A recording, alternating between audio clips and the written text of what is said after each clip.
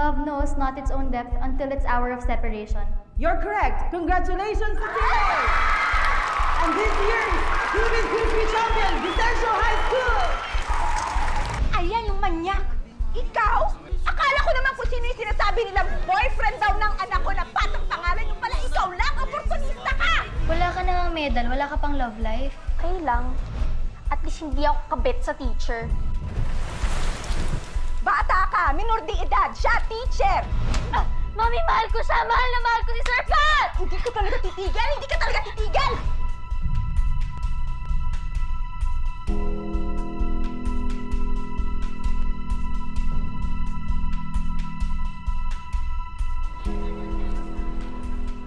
And the last question for the final round is for physics category.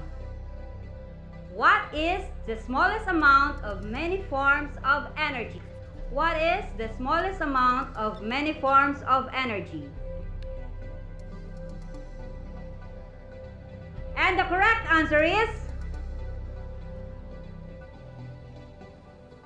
quantum.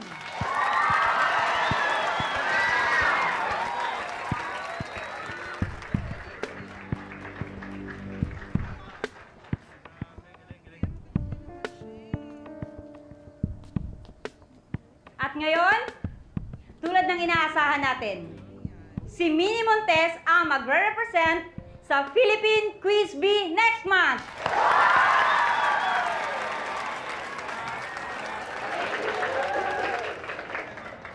Now I'd like to call the parents of Minnie. So come here para sa award giving. Miss, wala po yung mami ko. Nasa duty po kasi. Oh, I'm sorry. Congratulations, Iha. Yan. At dahil naka-maternity leave ang coach ni Minnie sa Quiz Bee, nag-assign ako ng bagong coach para sa future champion. Sir Pat? Congratulations. Salamat po.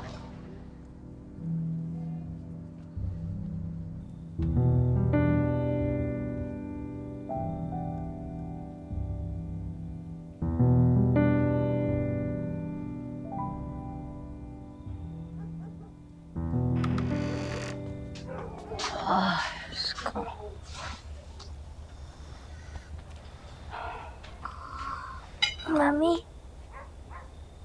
Oh, bakit diyan ka natulog? hinintay po kasi kita. Mami, nanalo ko sa quiz bee kanina. Ay, Mami, okay lang ba pahiram ng phone mo? Tatawagan ko lang si Daddy. Sasabihin ko sa kanya na nanalo Ay, ko. naku, wag na. Huwag mo nang tawagan yun. Ibang oras ng Canada. Siguradong nasa trabaho yun ngayon. Eh, sige na, Mami. Sandali lang. Sige, kukwento ko lang sa kanya. Saglit lang, please. Pwede ba? Pagod na rin ako. Matulog ka na nga ulit. Lagi ka na namang pagod eh. Siguro kung si Daddy nandito, tuwang-tuwa yan sa mga achievements ko. Eh bakit? Bakit ba wala dito ang daddy mo? Di ba iniwan tayo? At siguro kung nandito ang daddy mo, di hindi rin ako ganito kapagod. Di ba oras sana ako sa'yo? Mamalaki yan, daddy.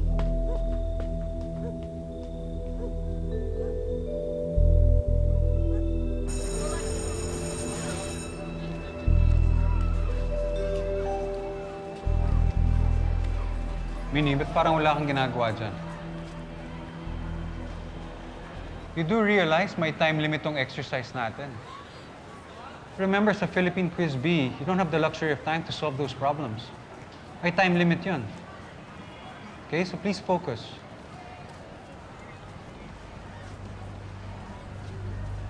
Minnie, what's wrong?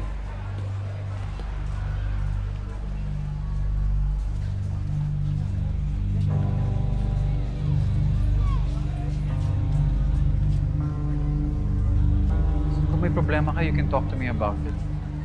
Okay, nandito lang ako. Ano to, nape-pressure ka ba? Alam mo, kung nape-pressure ka, huwag ka sumali sa mga ganito klaseng contest. Ay, kailangan nasa puso mo to, kailangan gusto mo to, hindi yung napipilitan ka lang. No, please, that's yours. Wala pong pumipilit sa akin, sir. inspirasyon ko po dito yung daddy ko. Sabi po kasi ng mami ko kapag maganda yung grades ko, kunin ako ng daddy ko. So kahit na mahirap, siya kakayanin ko. Ipapasa ko to, ipapanalo natin to. Sige. Okay. Please continue.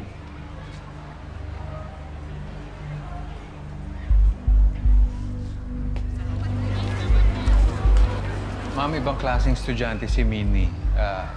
Hindi mo na kailangan pilitin mag-aral. She's very determined.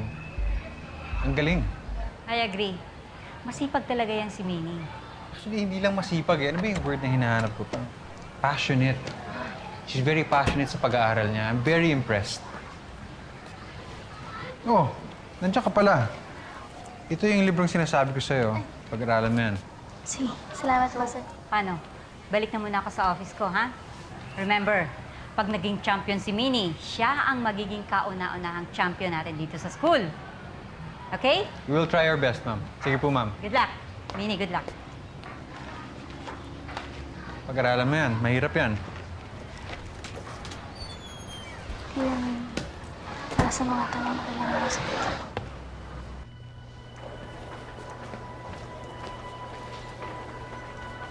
Gusto ko talaga itong mga abstract paintings. I can't believe na hindi ka dinadala ng mami mo sa museum. Hindi ka man lang ba niyayaya? Wala kasing oras yung mommy ko. Palagi siyang nagtatrabaho. Buti ka pa nga eh. Well, siyempre, nandito lang ako. And I feel good tuwing tinuturuan kita kasi you're so eager to learn. Ang swerte siguro ng girlfriend mo, no? Well, hindi ko naman pwede sabihin hindi swerte. But, magiging swerte. Kasi ngayon wala pa.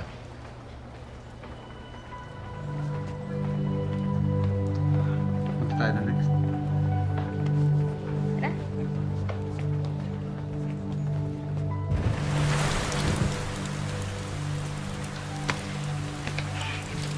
Oh, sir, pasok po muna kayo. Kailangan ko nang umuwi eh. Kahit saglit lang, sir. Magkape po muna kayo. Masarap ako magtimpla ng kape. Sige, mabilis lang. Sige.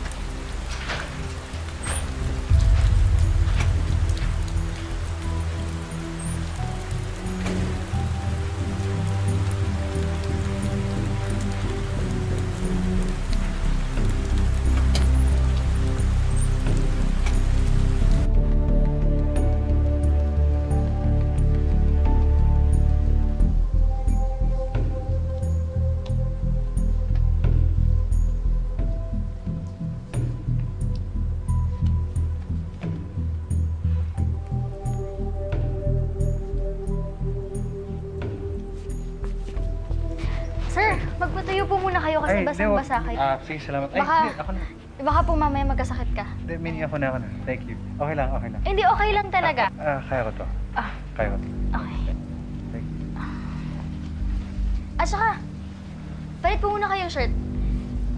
Hindi na kailangan. It's okay. Sa daddy ko tong shirt na to, matagal niya nang hindi gamit. So it's okay. Sige na po. Kasi tinan mo basang-basa ka, baka magkasakit ka.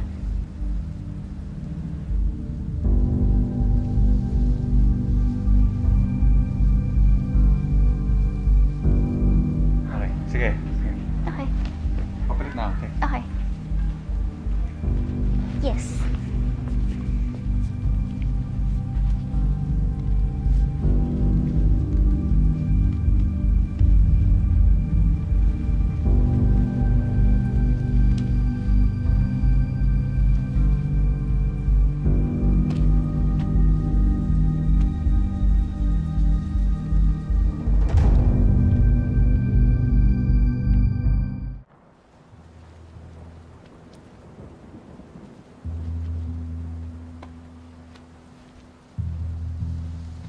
Okay. Thank you. Okay. Shirt.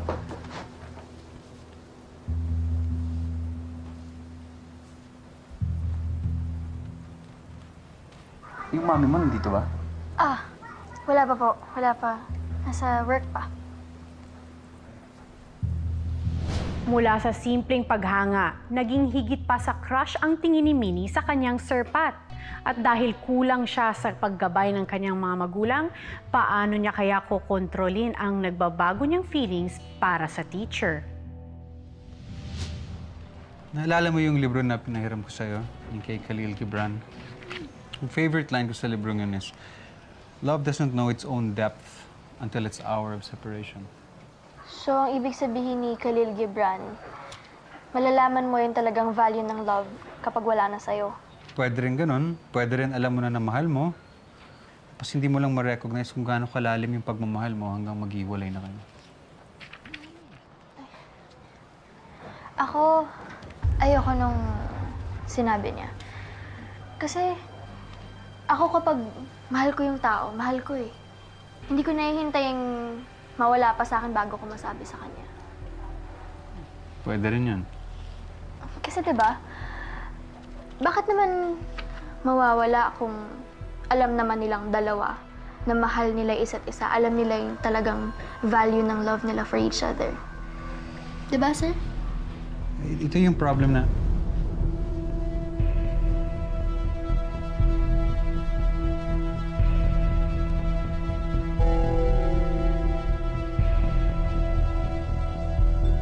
Actually, late na. Yung mami mo, uwi na ba?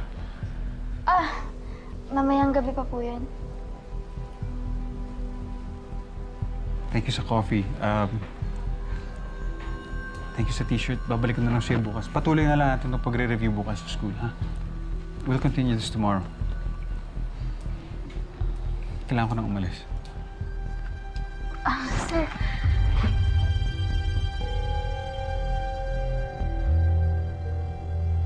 Kailangan ko nang umalis, baby.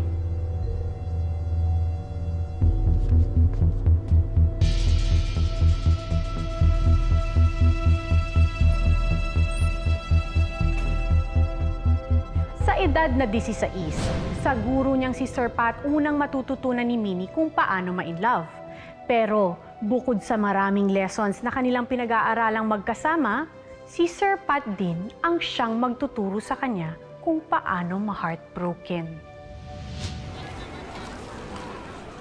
And for the tiebreaker question, who will be this year's Philippine Quiz Bee champion? Our category is literature. Fill in the blanks. From Khalil Gibran. Love knows not its own depth until blank. Yes, Team A. Love knows not its own depth until its hour of separation. You're correct. Congratulations to Team A.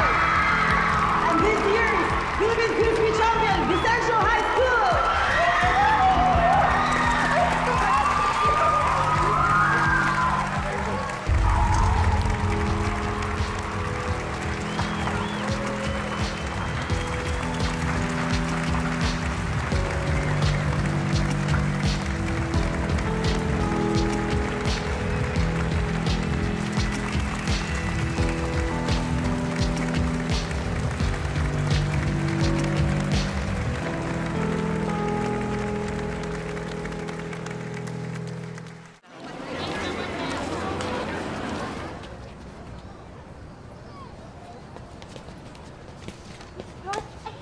Ayan yung manyak!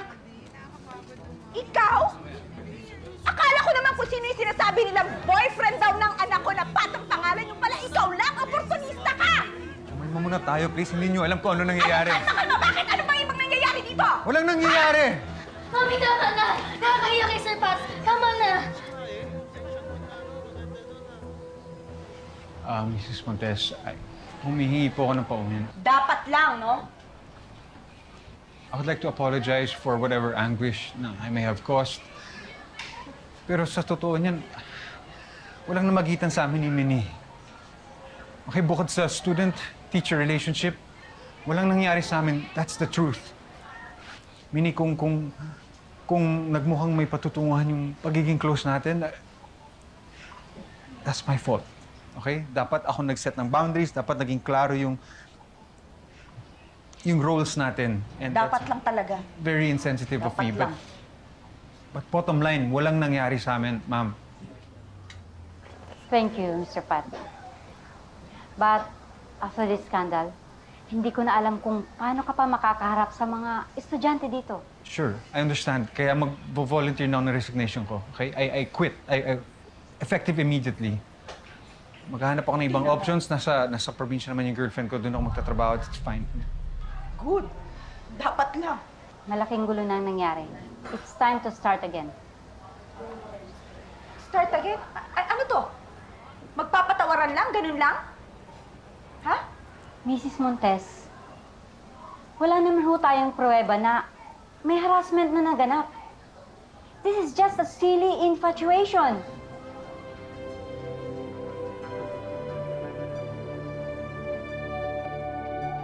My God, Minnie, ano ba nangyayari sa'yo, ha? Bakit ba naloloko ka dyan sa teacher mo, dyan sa professor mo? Bakit ba nagpapakatanga ka sa kanya? Hindi ko maintindihan. Hindi niyo po talaga maintindihan, Mami. Hindi niyo naman ako pinapakinggan eh. Anong hindi pinakikinggan? Di ba may usapan na kayo ng daddy mo? Na pagkatapos mong mag-college, dadaling ka niya sa Canada, kukunin ka niya. O ano nangyari doon? High school pa lang, nagkakandaloko-loko ka na. Ano ba talagang gusto mo mangyari? Iurong may reklamo mo kay Sir Pat. Wala naman siyang kasalanan eh. Anong wala? Di ba hinalikan ka niya? Mami, hindi. Anong hindi? Ako yung may gusto nun. Ako yung may gusto sa kanya. Kahit pa, bata ka, minor de edad, siya teacher. Mas matanda siya, dapat nirespeto ka niya, tsaka dapat hindi niya sinira ang tiwala mo sa kanya. Mami, ako rin yung nag-upload ng pictures namin. Mami, mahal ko siya! Mahal na mahal ko si Sir Pat! Hindi ka talaga titigil! Hindi ka talaga titigil! Ang bahala. Tingnan mo. Mini, kamusta kayo ni Sir Pat? Ano bang problema mo? Oh, nagagalit ka. Tinatanong ko lang naman kung kamusta kayo kasi 'di ba tapos na yung review nyo? Ang guilty. Hindi. Nakakainis siya. Guys, makinig kayo sa akin. Meron akong balita. Alam niyo ba na merong asa girl dito sa classroom? Oo, totoo. Alam mo, umaasa siya, mapapanalunan niya si Sir. Buy one, take one sa trophy niya. Ano problema mo? Wala ka na medal, wala ka pang love life. Okay lang. At least hindi ako kabit sa teacher. Pasensya ka, di ka niya type. Ah, ganun ah. Hindi ka pa nagbatas ka! Wala ka pa! Malimit! Meron ka na!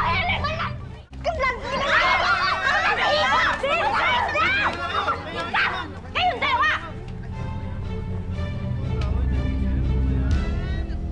So, paano, Mrs. Hilera? Ayoko na po sanang maulit pa yung mga ganitong pangyayari. Pasensya na po, ma'am. Hindi na po mauulit. Sige na po. Oh, kayo mga estudyante kayo, ano pang mga tinitingin-tingin nyo dyan? Bumalik na kayo sa room nyo! Tingin pa itong mga to. Minnie, you've been a good example sa mga classmates mo. At napakahaba na rin ang listahan ng mga achievements mo. Why would you do such a thing? Ay, teka, ma'am, with all due respect. Eh, kung hindi naman dahil dun sa Sir Pat na yon, dun sa walang modong teacher na yon, eh, sana walang iniinda tong si Minnie. Mommy, please. Huwag mo namang sisihin sa Sir Pat. Wala na nga siya dito sa school, di ba? Ang may kasalanan, yung kaklase kong chismosa. Ako, pumatol ako sa kanya, tsaka ikaw. Hindi mo ako pinapakinggan, hindi mo ako iniintindi. Hindi si Sir Pat. See your point, Minnie. Given your good standing sa school, we'll consider this as second warning. Hindi na ako magdadalawang isip na i-expel ka kahit next week na yung graduation at kahit na valedictorian ka pa.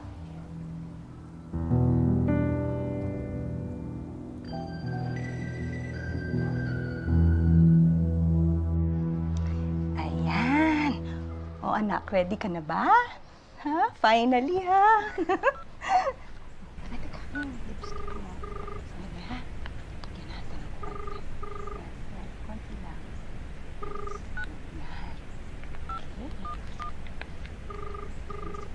Kain lang tayo ng mabilis.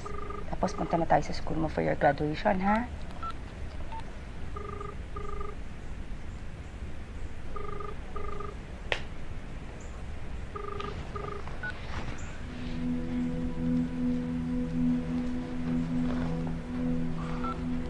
Sino ba yung tinatawagan mo?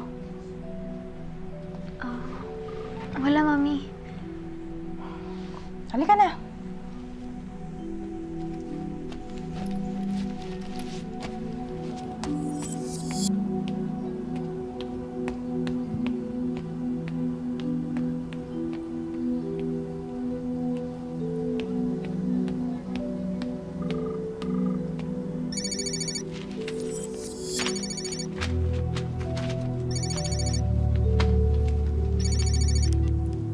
Hello, Minnie.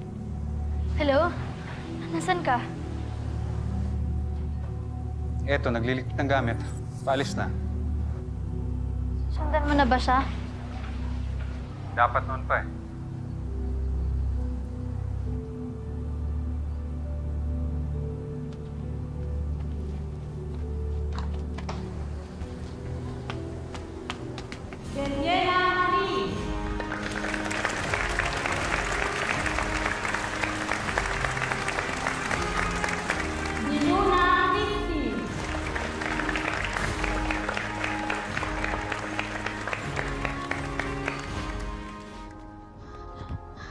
Sir Pat? Akala ko umalis ka na.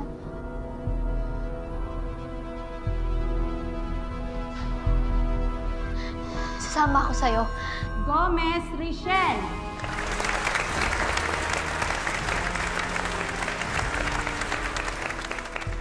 Isama mo ko.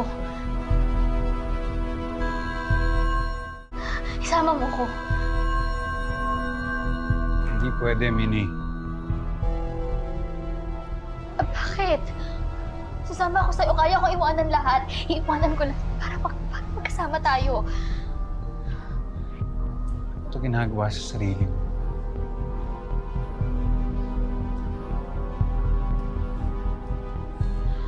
Paano kung hindi ko kayang wala ka? Parte ka na ng buhay ko. Anong magagawa ko? Kaya ko iwanan lahat. Basta makasama ka.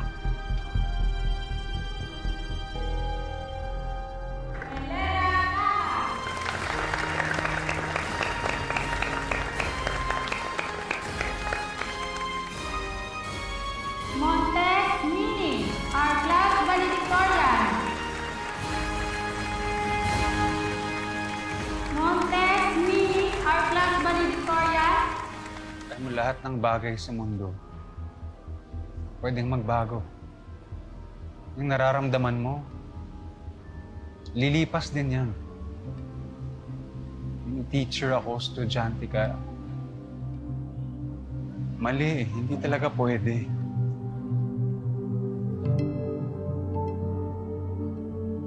Hindi lahat ng gusto nararapat. Paano ko? Paano tayo? Paano tayo? Sorry. Minnie, hindi pwede maging tayo.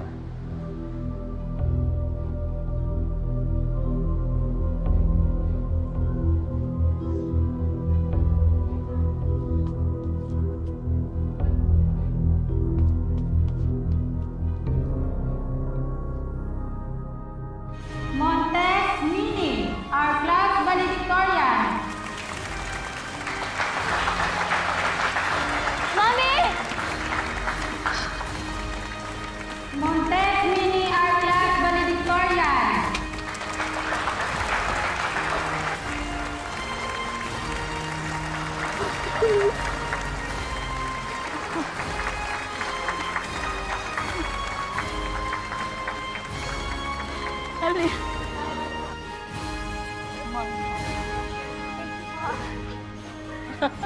Salamat po.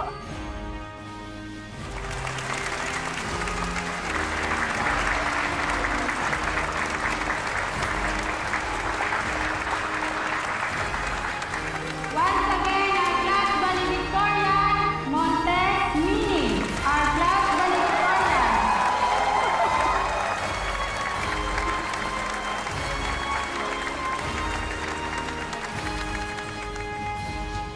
Walang pinipiling anyo, edad, at estado sa buhay ang pag-ibig.